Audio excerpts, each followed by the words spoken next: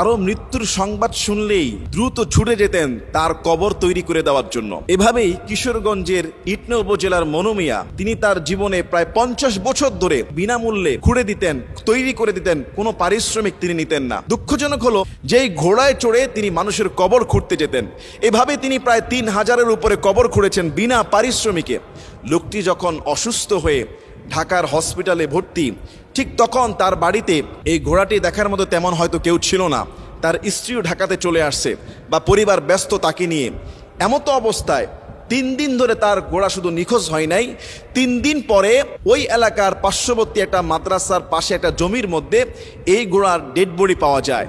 এই ঘোড়াটিকে ধারালো অস্ত্র দ্বারা তাকে নির্মমভাবে দুনিয়া থেকে বিদায় করে দেওয়া হয়েছে। এই ঘটনার তদন্তে একটা রিপোর্ট আমি দেখলাম, ওই এলাকার আরেকজনের একটা স্ত্রী ঘোড়া ছিল, তাকে নাকি মনু মিয়ার এই ঘোড়াটা আঘাত করেছে, যার কারণে ধারালো অস্ত্র দিয়ে ওই প্রার্থী ওই পরিবারের লোকেরা এই ঘোড়াটাকে নির্মমভাবে তাকে শেষ করে দেয়। এটা কোনো মানবিকতা হলো? যে মানুষটি সারা জীবন বিনামূল্যে মানুষের কবর খুঁড়ে দিয়ে, মানুষের কবর তৈরি করে দিয়ে বিনা পারিশ্রমিকে মানুষের সেবা করলেন, মানুষের সেবার জন্য নিজের জমি বিক্রি করে ঘোড়া ক্রয় করলেন দ্রুত চলাচল করার জন্য। সেই মানুষটির ঘোড়াকে পার্শ্ববর্তী আরেকটা ভাই এভাবে, আরেকটা পরিবার এভাবে ধারালো অস্ত্র দিয়ে আঘাত করে সেই ঘোড়াটিকে এভাবে মেরে ফেলবে। সত্যি আমাদের বর্তমানে গ্রামের পলিটিক্স, পারিবারিক পলিটিক্স, সামাজিক পলিটিক্স, রাষ্ট্রীয় পলিটিক্স বোঝা খুব মুশকিল হয়ে গিয়েছে। আমরা এতটাই স্বার্থবাদী, এতটাই সুবিধাবাদী হয়ে গিয়েছি যে আরেকজনের কল্যাণ, আরেকজনের ভালো, আরেকজনের সামান্য কোনো রকমের আচরণ আমরা সহ্য করতে পারি না। আল্লাহু আকবার। অথচ এই যে প্রাণী, তাকে ভালোবাসা, তাকে প্রেম, হাদিসের মধ্যে রাসূল করিম সাল্লাল্লাহু আলাইহি ওয়াসাল্লাম তিনি বলেছেন, বনী ইসরাইলের একজন পাপী মহিলা, যেই মহিলা এত পাপ করেছে, অন্যায় করেছে, অত্যন্ত দুর্দান্ত তিনি অন্যায়কারী ছিলেন, যিনি একজন জাহান্নামী ছিলেন, সেই মহিলা রাস্তা দিয়ে হাঁটার সময় একদিন দেখলেন প্রচণ্ড গরমে একটি কুকুর জিহ্বা বের করে হাঁপাচ্ছে এবং সেই কুকুরটা ভিজা মাটি চাটতেছে একটু পানির জন্য। সেই পাপিষ্ট মহিলার হৃদয়ে আল্লাহর সৃষ্টি, যদিও কুকুর অনেক নাপাক, তার প্রতি রহম দয়া জেগে উঠল।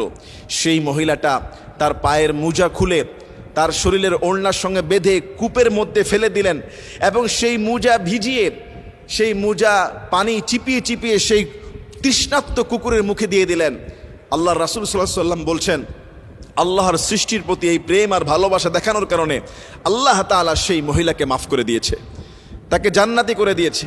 ঠিক আরেকটি হাদিসের মধ্যে আসছে যে আরেকজন নেককার ফরহেজগার মহিলা, ভালো মহিলা, কিন্তু সে একটা বিড়ালকে বেঁধে রেখেছিল, তাকে কোনো দানা পানি দেয় নাই, এমনকি তাকে ছেড়েও দেয় নাই যে সে কোনো পোকামাকড় খেয়ে বাঁচবে।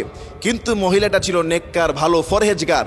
এই বিড়ালটাকে বেঁধে খানাপিনা না দিয়ে তাকে হত্যা করার কারণে, তাকে মেরে ফেলার কারণে রাসূল করিম সাল্লাল্লাহু আলাইহি ওয়াসাল্লাম বলছে এই নেককার মহিলাটা হয়েছে জাহান্নামী। তাহলে আল্লাহর সৃষ্টির প্রতি প্রেম দেখালে, ভালোবাসা দেখালে আল্লাহ তাআলা জান্নাত দিয়েছে। আল্লাহর এই সৃষ্টির প্রতি বাকশক্তিহীন বোবাই প্রাণীর সঙ্গে অবিচার করার কারণে নেককার বান্দি জাহান্নামী হয়েছে। আজকে কিশোরগঞ্জের ইটনা উপজেলার মনু মিয়া, সে তো ভালো কাজ করে ফেলেছে, আল্লাহর দরবারে সে নাজাতের উসিলা আমার মনে হয় অনেকটা করে ফেলেছে। বিনা পরিশ্রমে মানুষের কবর খুঁড়ে দেওয়া এটা সাধারণ চারটিখানা কথা না। সবাই কবর খুঁড়তে পারেও না, আর সবাই এরকম বিনামূল্যে শ্রম দিতে চায়ও না, আর সবাই এত দূর দূরান্ত যেতেও চায় না। মনু মিয়া মানুষের কল্যাণে নিজের জমি বিক্রি করা একমাত্র ঘোড়াটি যে বা যারা এভাবে শেষ করেছে, আমি তাদের কঠোর বিচার চাচ্ছি। ওই এলাকার যিনি আইন শৃঙ্খলার দায়িত্ব রয়েছেন তার কঠোর শাস্তি চাচ্ছি। যে সাধারণ ঘোড়া, পশু পাখি এগুলি বাকশক্তিহীন, একটা আরেকটাকে দেখলে গুঁতো মারবে, লাথি মারবে, ধাক্কা মারবে, এটাই স্বাভাবিক। তাই বলে ধারালো অস্ত্র দিয়ে এইভাবে একটা বাকশক্তিহীন একটা বোবা প্রাণীকে তাকে এইভাবে শেষ করে দেওয়া এটা কখনোই কাম্য নয়।